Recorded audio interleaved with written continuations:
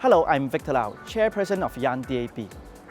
The Legislative Council held a meeting on March 8th. Safeguarding National Security Bill was duly introduced into the Legislative Council for the first reading and the second reading.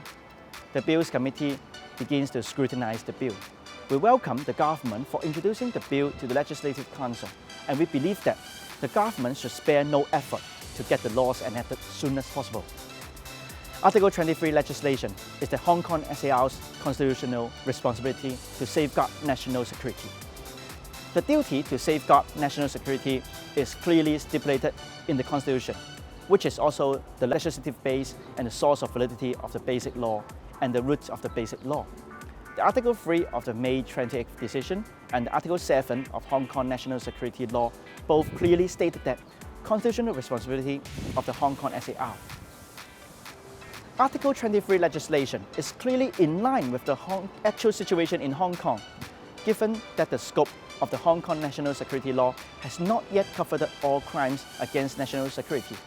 Considering the special circumstances that have occurred in the Hong Kong SAR itself, such as the 2019 riots and various social unrest created by opportunists with ulterior motive, it is imperative for the Hong Kong SAR to continue to enact more detailed and targeted legislation based on the actual situation in Hong Kong. With the struggle between China and the United States is getting more and more intense, it is necessary for the Hong Kong to equip itself from a more comprehensive national security war and legal measures to cope with the threats from the foreign forces, so as to safeguard the safe and stable environment for the Hong Kong's development. The attacks and smearing of Hong Kong's national security law and enactment of the legislation on Article 23 of the Hong Kong Basic Law by Gregory May, the Consulate General of the United States, Hong Kong and Macau, is strongly condemned. Denigrating Hong Kong's SAR's business environment, inciting United States investor enterprise to leave Hong Kong, and grossly interfering in China's legal affairs and Hong Kong's affairs will never succeed.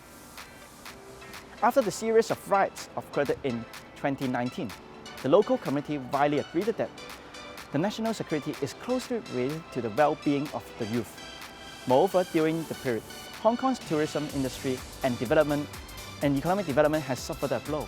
Thus, all this demonstrates that only by plugging the existing loopholes in the law, perfecting the protection of the national security, we can be able to focus on economic development and improving youth's livelihood.